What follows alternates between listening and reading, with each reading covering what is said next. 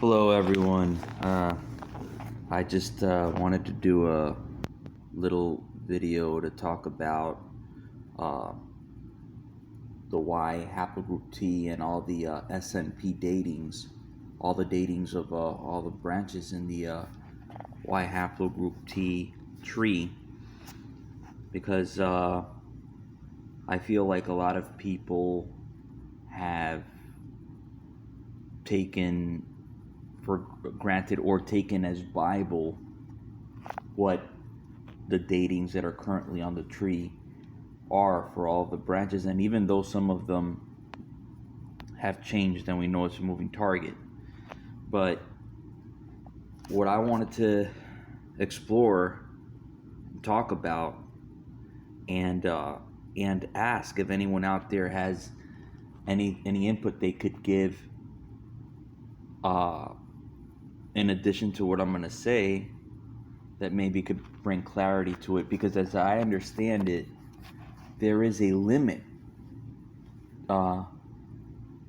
to the mechanism that is being used to date branches. And even still, all these dates are being pushed out there that are really theoretical and are really being taken as written in stone. And so, at the essence of it, when they do the Y-DNA testing, they're looking at SNPs, single nucleotide polymorphisms, and STRs, short tandem repeats. And as I understand it, it's the STRs that they are using, because an SNP, or a single nucleotide polymorphism, essentially are just mutations that appear randomly, and they can reverse engineer and use these mutations to say one came from another. And not even like, it's not even like these mutations can't go away. That's why when you look at the list, when you do your big Y test, you'll see that not every single SNP from haplogroup A, or the most basal mutations, all the way to your terminal SNP, are tested. And so they'll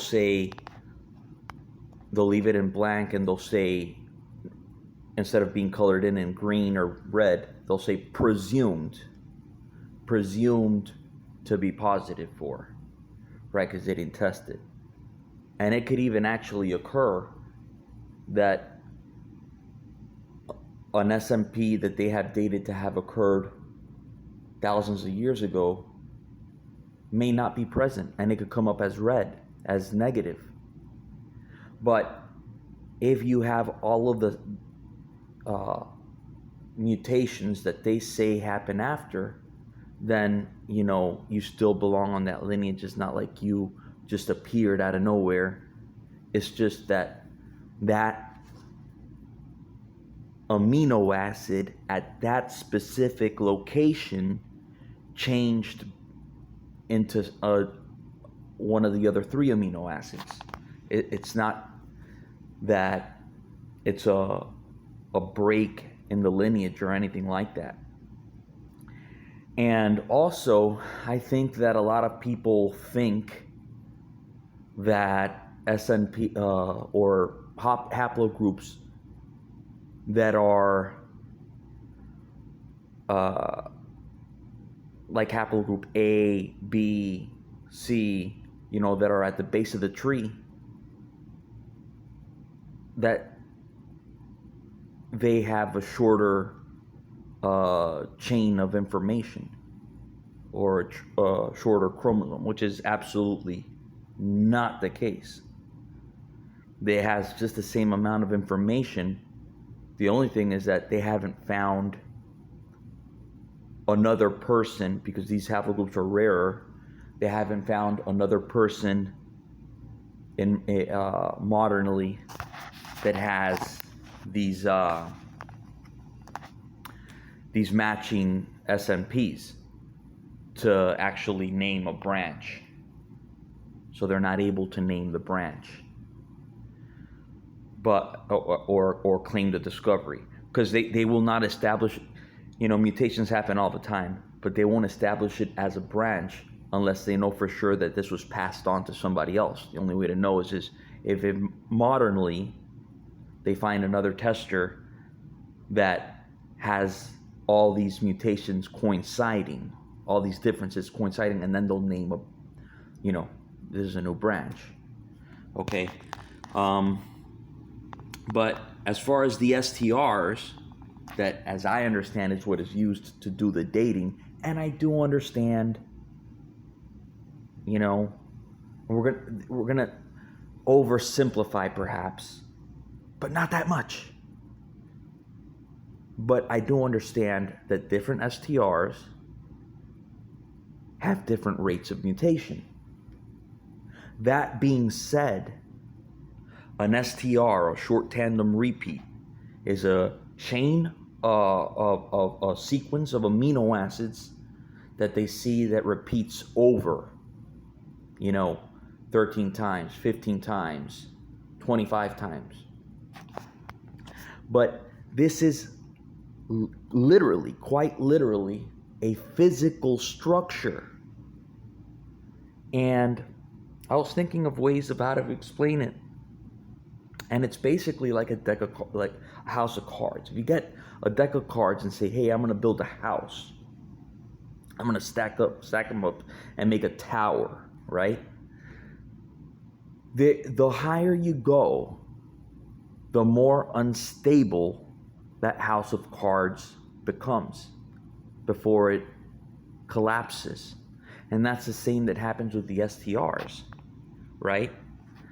The STRs will repeat and become a longer structure up until the point that it collapses. And that is the limitation to how far you could date. And all of this is theoretical, like even believing that these rates of mutation have always been steady, right? That's a huge assumption, okay? But as far as I know, that's how I understand it. And if anybody has any other information, I would really appreciate if you post in the comment section, if you could put some kit numbers and say the gene that we're looking at, so that I could look in and so that we could do the math and count for ourselves, like I did here.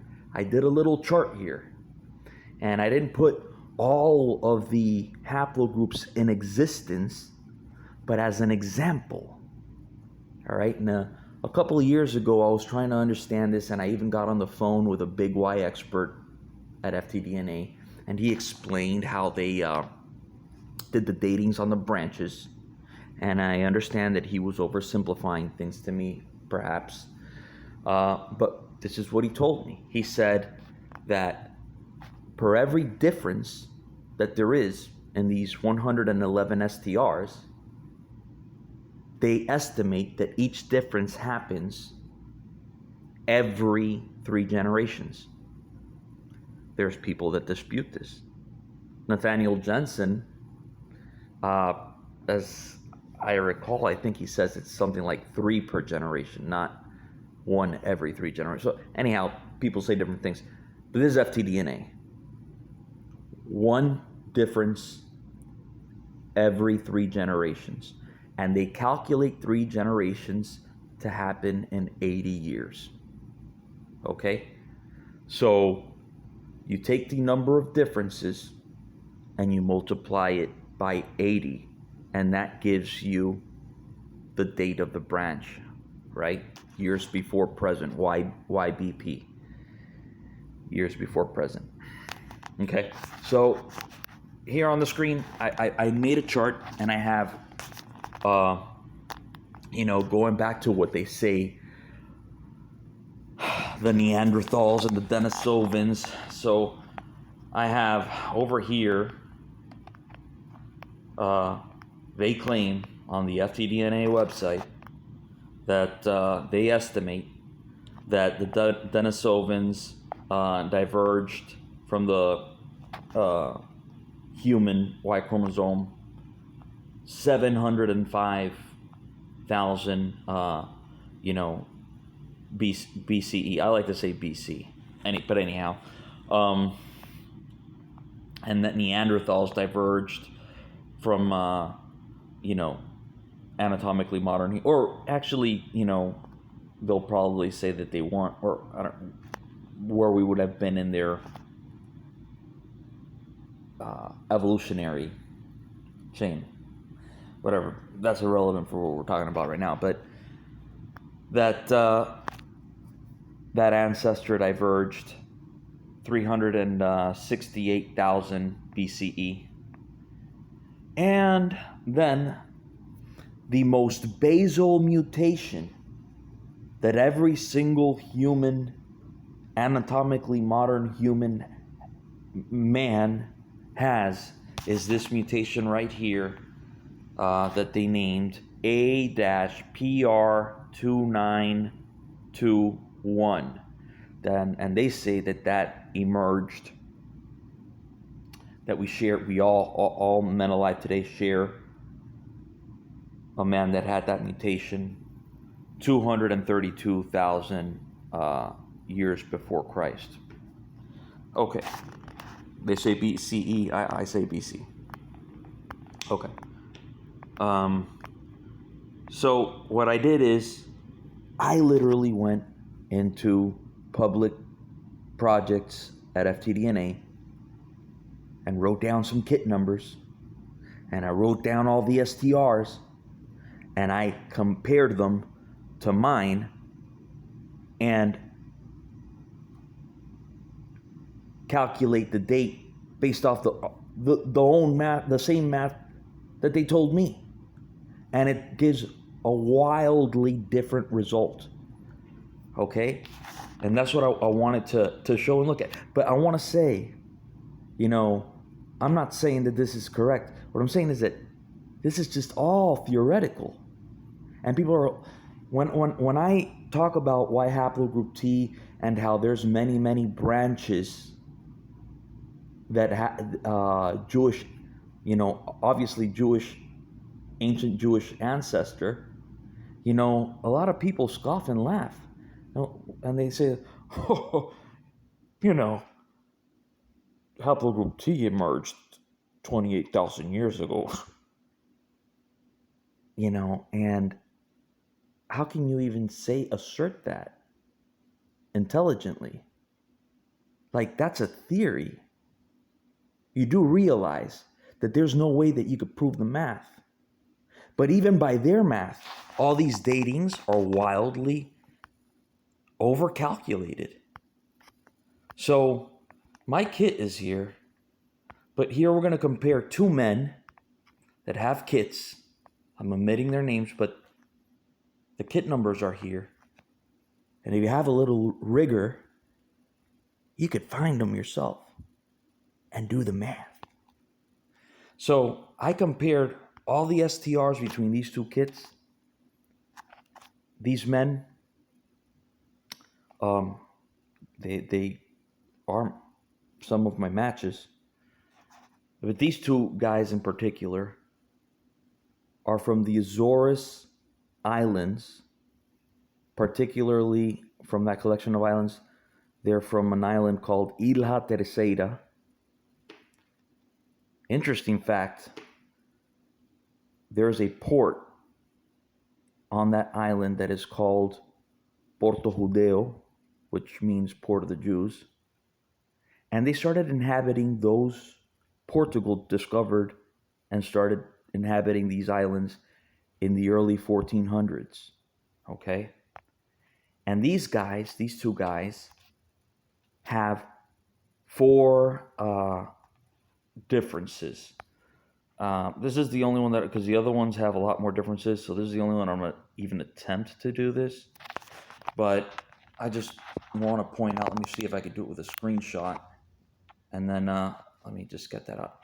So, for example, I'm going to circle here. That right there, where you see that 14? and right here there's a 13 right here. You know, that's what I'm talking about. That's one. I think that over here there's another one that says 13. This says 12, and you know, something like that. I can't find them all, but I know that there's four. I say there's four. They say there's four. You know, that's, we're not disputing that, right? Let me put cancel here. And then I wrote a little thing over here, but I'm not going to read it. But what we got here is, here's where I wrote down some of the math on that. So there's four differences between these two kits. These are the only two kits in the world that are confirmed to be on that branch. Because again, Haplogroup T is very uncommon, and this is all big Y testing. So it's extremely granular, right? Very accurate. Anyhow, there's only these two kits. This is it. This is all there is. And we can only go by what there is. We can't make things up. We can only go by what there is. We can only use the data that exists. So anyhow, four differences multiplied by 80 is 320 years before present.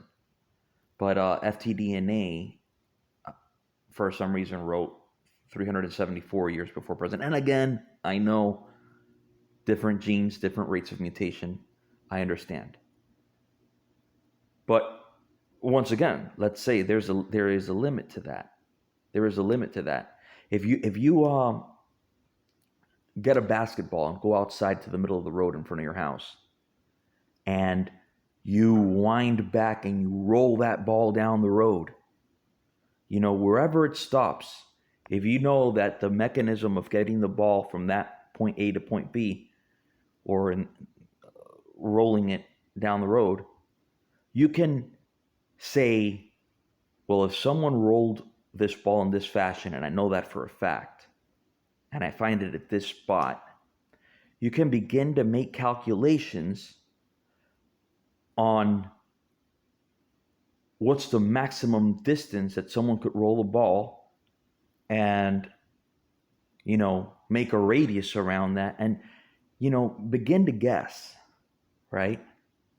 But if you're in a 10 by 10 room and roll it, and it starts pinning off of each wall, you know, wherever that ball stops, you don't know, you're not going to be able to predict anything, right?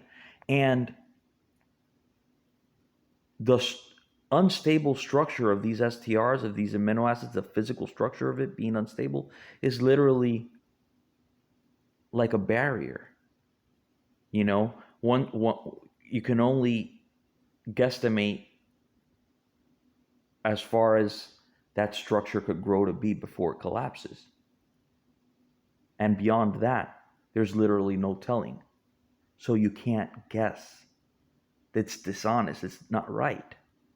But anyhow, I just showed you an example here. There's already a discrepancy, but I know there could be rates of mutations that are different. But let's go back. And here is where my kit is. Okay. So, you know, these two right in the center of the screen. Okay, this is the estimated ancestor that they say is 374 years before present. We go back another SMP, and in reality is a few SMPs. But this SMP right here, we're all positive for. T-BY189634, and FTDNA claims that this SMP happened 500 CE. I call 80, but essentially 1,524 years before present. Now, I counted the differences from this one right here. That's my kit. Maybe you could do a screenshot on this or something. And then I compared it to this one. Maybe you could do a screenshot on it and count the differences yourself. Okay? Remember, the kit number is right there at the top. All right. I'm sorry. Let me correct. I made a mistake here. Oh. I counted the differences to these two kits. These two kits in the middle of the screen are the ones that share that S&P T-BY 189-634, and this is my kit, right? So they call it to be 1,524 years before present, and I wrote down over here what the differences were, and actually the two most distant kits,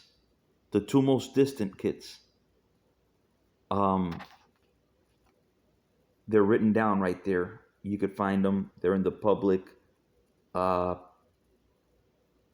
project, and count the differences yourself.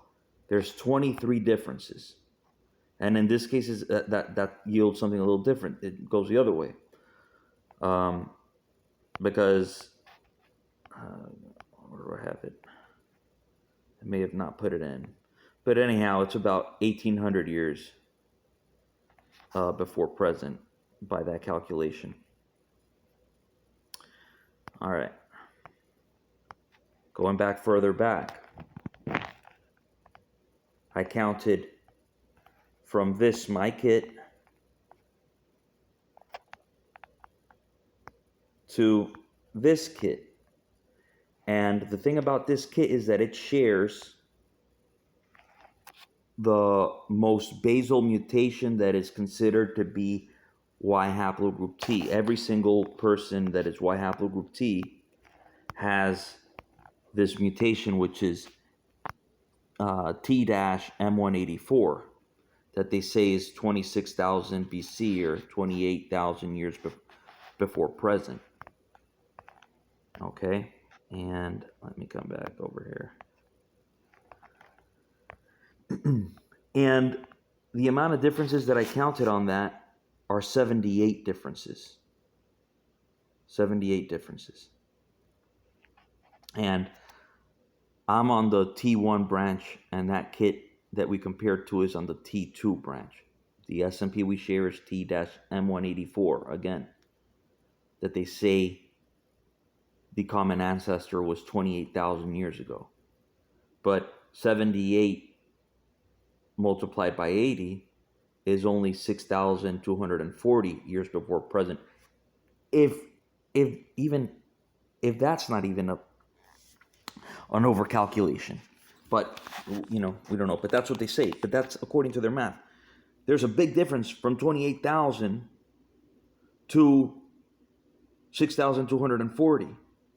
For 28,000 to be correct, you'd have to show me a kit that has 350 differences. And I'm producing a call right now into the interwebs for anyone in Haplogroup T that disputes this. Why don't you write down the kit numbers in the comment section and let's do the math and see if you have 350 differences between any two kits within Y haplogroup T. And we'll wait on that. Okay. Going further back. These two are in haplogroup J, right? And they're saying that the common ancestor that T haplogroup members have with haplogroup J is haplogroup IJK-L15 that emerged 44,000 years ago, BC, or which would be 46,000 years before present. And again, I calculated the differences from my kit to those two kits, and that's not what I got. I got 116 differences on one and 128 differences on the other. Okay? which would be, 10,240 years before present and 9,280 years before present. Okay? That's a big difference. And the margin keeps, separating. You go back, this is a haplogroup. There's a person by the name of Albert Perry, I guess, in the FTDNA website, where they have ancient connections or notable members,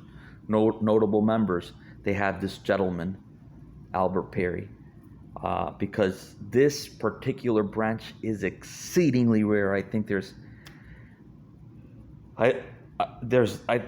less than 10 guys in the world that are in this branch, in this haplogroup. Okay, so that's why it's something significant. But take a look at these. Do a screenshot of these STRs. That's a kit number right there. You could go and find it. Go into the Haplogroup A study and find this kit.